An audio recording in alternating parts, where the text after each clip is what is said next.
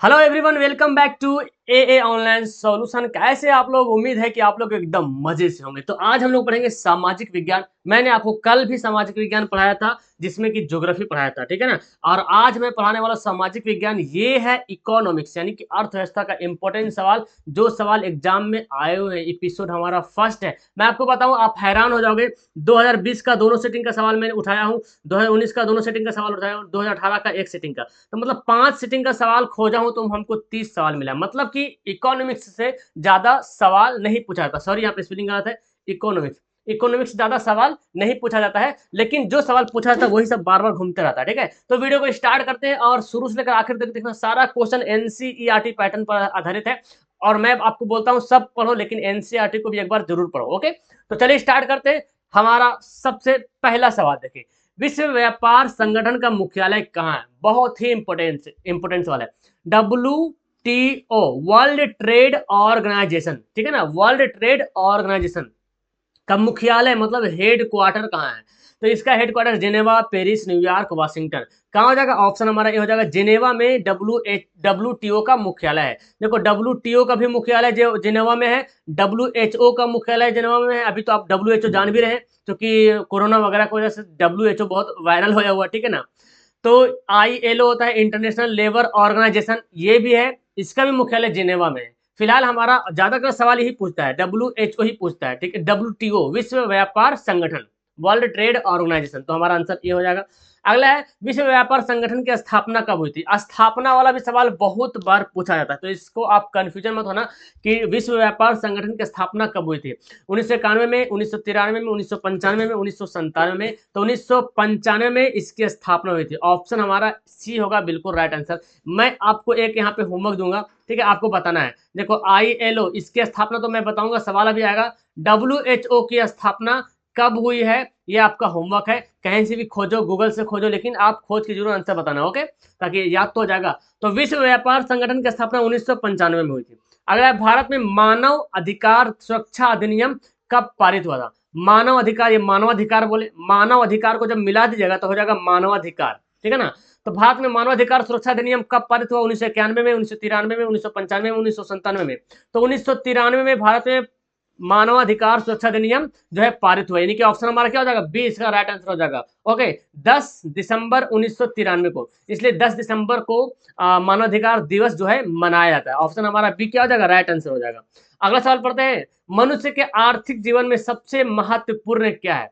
मनुष्य के आर्थिक जीवन में सबसे इंपोर्टेंट क्या है? जमीन, मुद्रा, खेतों के कागजात, या माल गुजारी के रसीद। ओके, सबसे इंपोर्टेंट यहाँ पे क्या है? ओके, तो यहाँ पे राइट ऑप्शन क्या हो जाएगा? बी यहाँ पे राइट ऑप्शन हो जाएगा। मुद्रा यहाँ पे बिल्कुल सही आंसर होगा, क्योंकि मुद्रा सबसे इंपोर्टेंट यहाँ पे माना जाता है, क्योंकि मुद्रा है तो जमीन होगा, मुद्रा है तो कागजात, सब बनेगा।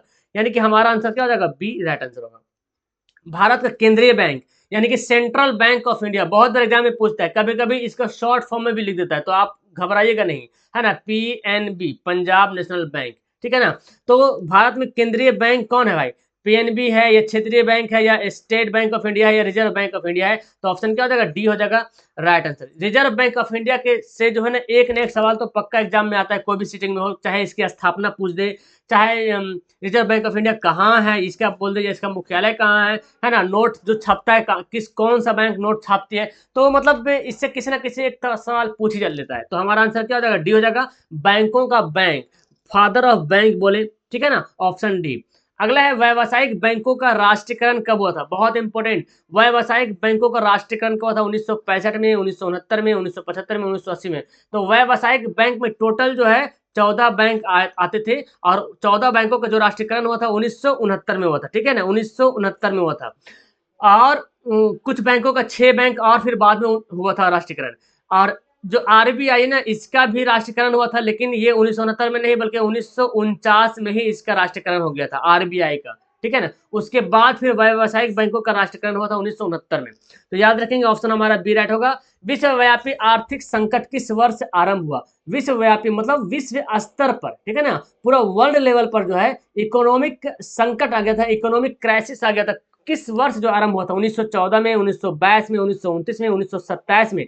तो इसका बिल्कुल हमारा आंसर होगा 1929 में विश्वव्यापी आर्थिक संकट जो है आरंभ हो गया था। Option C is the right answer. Next पढ़ते हैं, कौन सा संसाधन भारत में मुद्रा जारी करने के लिए अधिकृत है? देखो बताया था ना, यानी कि आरबीआई है या एसबीआई या संसद या राष्ट्रपति। मुद्रा, मुद्रा बोले तो जो आप 10 का नोट, 20 का नोट, 50 का नोट, 100 का नोट है ना, 500 का नोट, जो भी नोट जो देखते हैं ना, जो पैसा जारी करता है, तो इन जारी करने वाले मतलब कौन करता है, कौन सा संस्थान करता है, कौन सा संसाधन?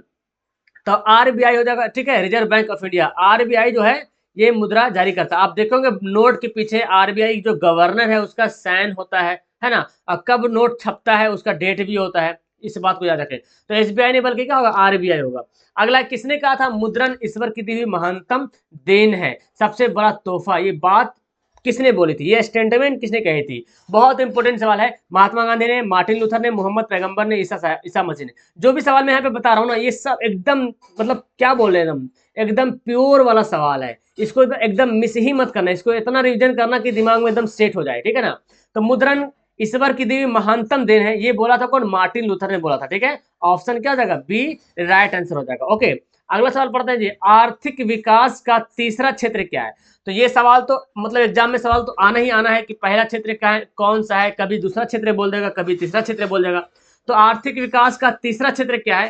कृषि क्षेत्र है या विज्ञान क्षेत्र है या शिक्षा क्षेत्र है या सेवा क्षेत्र है? तो तीसरा क्षेत्र के बारे में बात करें जा रहा तो क्या हो जाएगा? सेवा क्षेत्र जो हो वो तीसरा क्षेत्र है। प्रथम क्षेत्र में कौन आता है जी?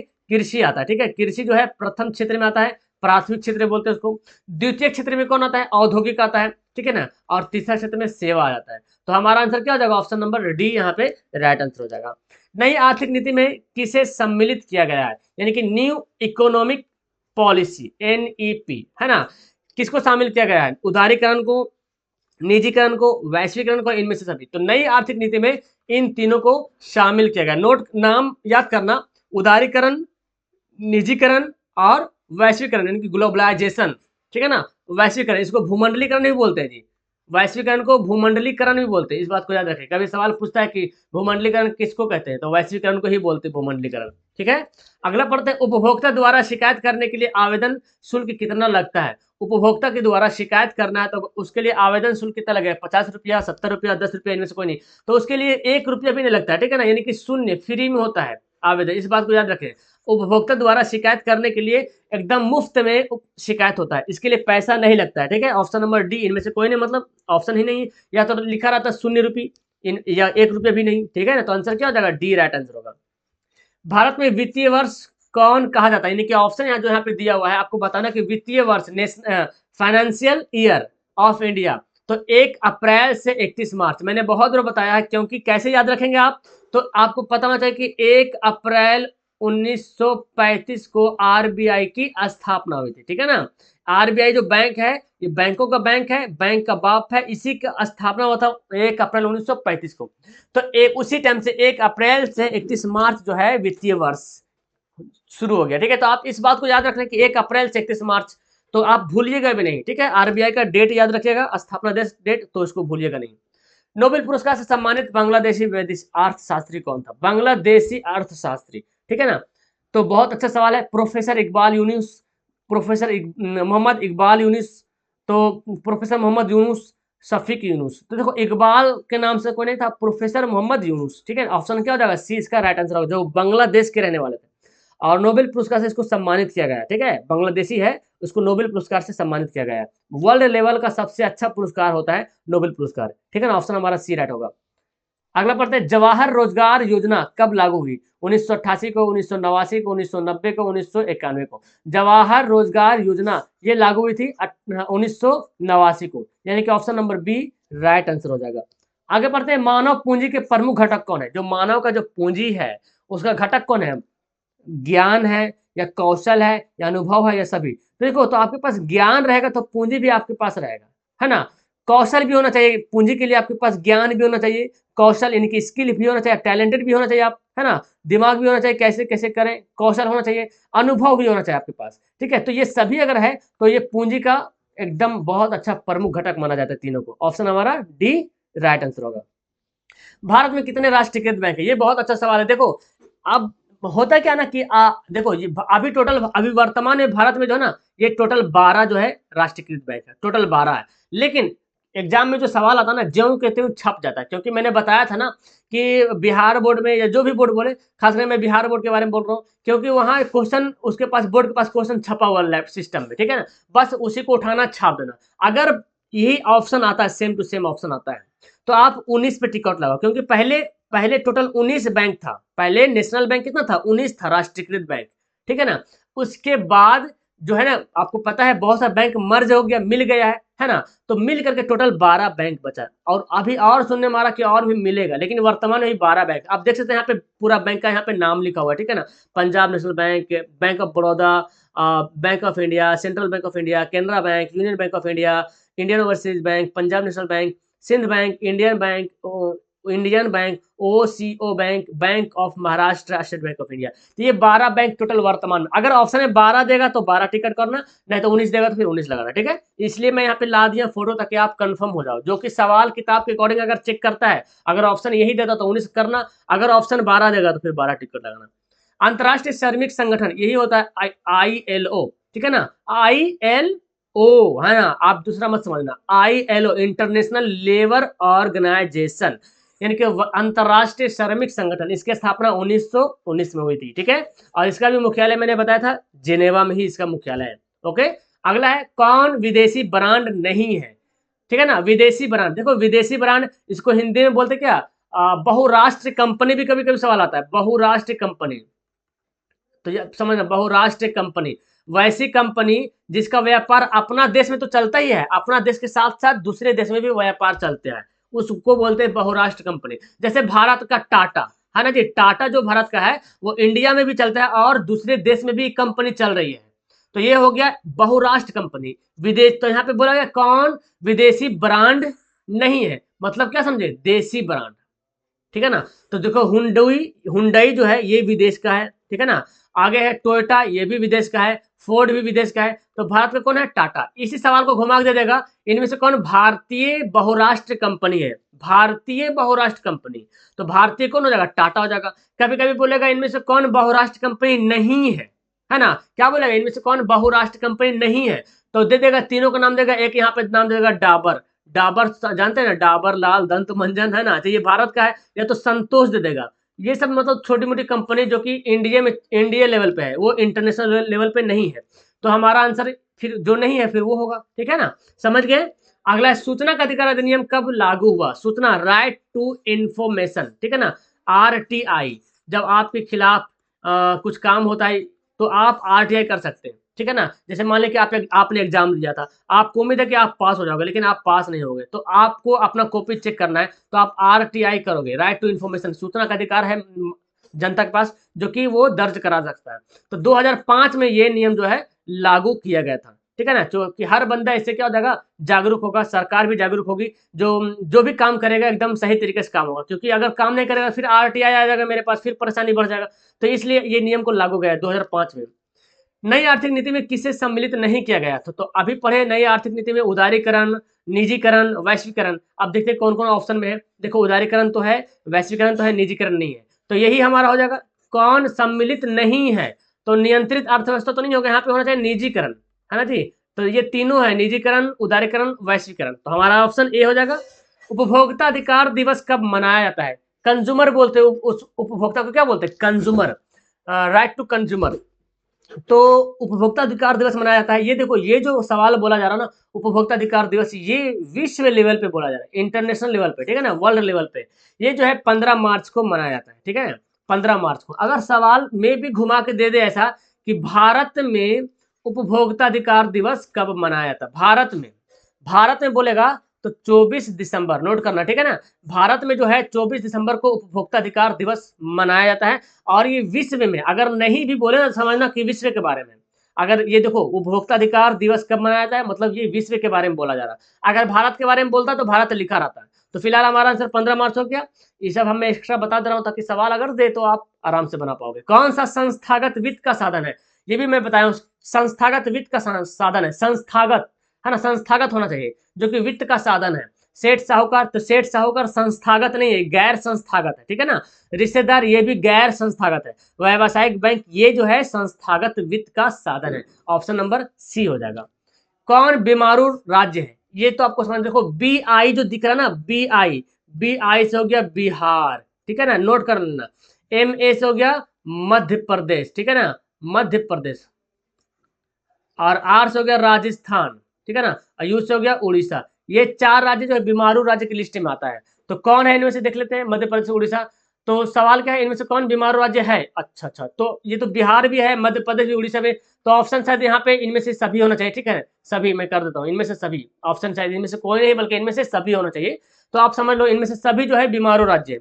कभी कभी यही सवाल देगा और यहाँ पे लिख देगा उत्तर प्रदेश, कर्नाटक, ऐसे लिख देगा, ठीक है ना। तो समझ लीजिएगा इन चारों में से जो नहीं रहेगा तो वही होगा। राष्ट्रीय विकास परिषद का गठन कब हुआ था? राष्ट्रीय विकास परिषद का गठन हुआ था 1950, 51, 52, कोई नहीं। तो राष्ट्रीय विकास परिषद का गठन हुआ था 1952 में, ठीक है ना। ऑप्शन क्या हो जाएगा इसका? सी बिल्कुल राइट आंसर हो जाएगा। इन सभी सवाल को नोट कर लेना, मैं बता रहा हूँ ना, जितना सवाल मैं बताऊंगा अभी और भी एपिसोड 2 भी लाऊंगा, आप रिकमेंड कर रहा हो, कमेंट करो तो मैं एपिसोड 2 भी लाऊंगा, ठीक है ना, 1 बाय 1 करके। तो होगा क्या कि जो भी इंपोर्टेंट सवाल आपको रिवीजन हो जाएगा। इसके अलावा फिर बाद में पढ़ते रहने जितना पढ़ना है, लेकिन जो सवाल मैं बता रहा हूँ स्टार्टिंग में इसको नोट कर लेना। यही सब सवाल घूम के आएगा, एकदम चैलेंज कर रहा हूँ, क्योंकि हर साल यही सब सवाल घूमते रहता है। किसको प्राथमिक क्षेत्र कहा जाता है? देखो ये सब मतलब सेकंड, ये शायद 2019 में आया था सवाल है, और जो अभी था तृतीय क्षेत्र वाला वो 2020 में आया था, मतलब हर साल आना ही आना है। प्राथमिक क्षेत्र किसको बोलते हैं? सेवा क्षेत्र, कृषि क्षेत्र, औद्योगिक क्षेत्र। तो मैंने बताया कृषि क्षेत्र को प्राथमिक क्षेत्र बोला जाता है, यानी कि ऑप्शन हमारा क्या हो जाएगा? बी राइट आंसर होगा। तो कृषि हमारा प्राथमिक क्षेत्र है, औद्योगिक क्षेत्र जो है द्वितीय क्षेत्र हो गया, सेवा क्षेत्र तृतीय क्षेत्र हो जाएगा। ओके, आगे किसने कहा था बिहार के विकास के बिना भारत का विकास संभव नहीं है? बिल्कुल सही बोला था, और अभी भी लगता है कि बिल्कुल सही, जो भी बोला है बिल्कुल सही बोला, कि बिहार का विकास अगर हो गया तो भारत का भी विकास संभव है। क्योंकि बिहार के अलावा और भी राज्य आप आंख उठा करके देख लो तो सभी राज्य लगभग लगभग बिहार से आगे ही देख रहा है ना। तो ये बोला था कौन? Doctor APJ Abdul Kalam, missile man of India, ठीक है ना, missile man of India doctor APJ Abdul Kalam. तो हमारा आंसर क्या हो जाएगा? ऑप्शन नंबर ए बिल्कुल राइट आंसर हो जाएगा।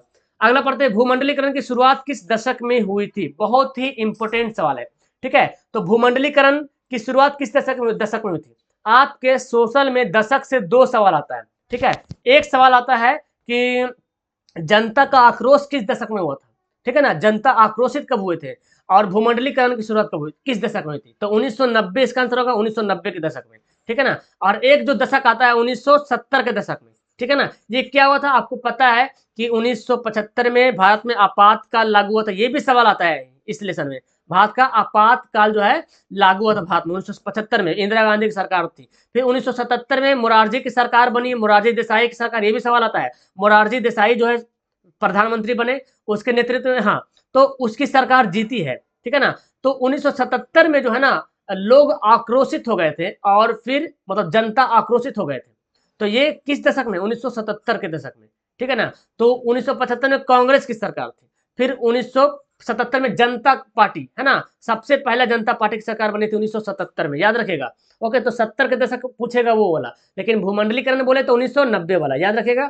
देश में कितने विशेष आर्थिक क्षेत्र विकसित है? बहुत ही कंफ्यूजन वाला सवाल है। देखिए मैं आपको बताता हूं, विशेष आर्थिक क्षेत्र, है ना, special economic zone, SEJ, special economic zone. देखिए एक्चुअली सवाल यहाँ पे देखें, अभी अभी वर्तमान में टोटल 8 है, वर्तमान में टोटल 8 है। कौन कौन है देखिए यहाँ पे, महाराष्ट्र है, ठीक है ना, कोचिन है, और कोचिन कहाँ पड़ता है? केरल में पड़ता है। कांडला है, 3 हो गया, सूरत हो गया 4, और चेन्नई हो गया 5, कहाँ गया चेन्नई, 5 हो गया। विशाखापट्टनम जो हो गया वो 6 हो गया। पश्चिम बंगाल यानी कि फाल्टा 7 हो गया, और नोएडा यानी कि उत्तर प्रदेश 8। तो टोटल अभी वर्तमान में 8 है। लेकिन अब ऐसे सवाल देते तो क्या कीजिएगा? 8 के करीब वाला को टिक लगाइएगा, यानी कि 7 8 के करीब में है, तो ऑप्शन हमारा बी राइट आंसर होगा, ठीक है। यदि ऑप्शन में ये सवाल देता है 10 7 15 5, तो आप आंसर को 7 को टिक करना, ठीक है ना। अगर ऑप्शन में अगर 8 देगा, मे बी हो सकता है कि मतलब सवाल दे तो जागरूक हो जाए कि यार अभी वर्तमान में 8 हो गया तो 8 कर दे। जैसे कि भारत में अभी 28 राज्य, पहले 29 था, अब 28 राज्य हो गया। तो अब सवाल में 29 ही दे देगा, 28 नहीं देगा तो क्या कीजिएगा, लास्ट में मारना पड़ेगा, है ना। इनमें से कोई नहीं देगा तो चलेगा, लेकिन अगर 28 देगा तो 28 टिक कीजिएगा। तो अपडेट अगर हो जाएगा सवाल तो अभी आप भी अपडेट हो जाना, ठीक है ना। तो हमारा आंसर फिलहाल ऑप्शन बी हो जाएगा, लेकिन रियल में 8 है। इसका स्क्रीनशॉट भी ले लेना तुम लोग। आगे, जिस देश की प्रति व्यक्ति आय अधिक होती है उस देश को क्या कहते हैं। सिंपल सी बात है, जिस देश की प्रति व्यक्ति आय सबसे ज्यादा होगा, यानी कि एक आदमी पे अर्निंग इनकम जो है ऑल ओवर मतलब मिला जुला के एवरेज में निकाला जाता है प्रति व्यक्ति आय, टोटल भारत की टोटल इनकम, है ना, और टोटल संख्या डिवाइड करते हैं तो प्रति व्यक्ति आय निकलता है, उसको बोलते हैं विकसित देश। क्या बोलते हैं, विकसित कंट्री, डेवलप्ड कंट्री। जैसे अमेरिका, जापान, चीन, ये सब क्या है, डेवलप्ड कंट्री। और हमारा भारत जो है विकासशील है, क्या है, विकासशील देश है, मतलब कि विकास की ओर अग्रसर है, वो बढ़ते जा रहा। तो इस तरह से मैंने 30 सवाल कवर करा दिया, 30 से ज्यादा भी सवाल कवर करा दिया। अब आपके पास जो मैंने होमवर्क दिया था, क्या, WHO की स्थापना कब हुई थी, इसका आपको नीचे होमवर्क में कमेंट करना। अभी तक जिन्होंने वीडियो को लाइक वाइक नहीं किया तो लाइक कर देना, शेयर करना दूसरों के पास, और अगर सब्सक्राइब नहीं की तो प्लीज आप लोग सब्सक्राइब जरूर करना, बेल आइकन को प्रेस करना, और इन्फॉर्मेशन है वहां पे ताकि आपको मिलते रहेगा। जब भी क्लास चलेगी आपके पास मैसेज चल जाएगा, जिस तरह से नॉर्मली मैसेज आता है, ठीक है ना। तो आप एकदम ऑन टाइम जो है क्लास को अटेंड कर पाओगे। फिलहाल वीडियो को लास्ट करता हूँ, कैसी लगी आपको ये वीडियो नीचे कमेंट करना, लाइक करना, मुझे कमेंट करके जरूर बताना। आप लोग कमेंट भी बहुत कम करते हो, लाइक भी बहुत कम करते हो, ठीक है ना, ये शिकायत है मेरी आप लोगों से। तो आप लोग लाइक भी एकदम जम के करो, गर्द उड़ा दो, कमेंट भी करो, है ना। तो फिर मैं सबका कमेंट पढ़ता भी हूँ, रिप्लाई भी करता हूँ। मिलता हूँ मैं नेक्स्ट वीडियो में, ओके, मिलूंगा, bye, that's all, thank you everyone.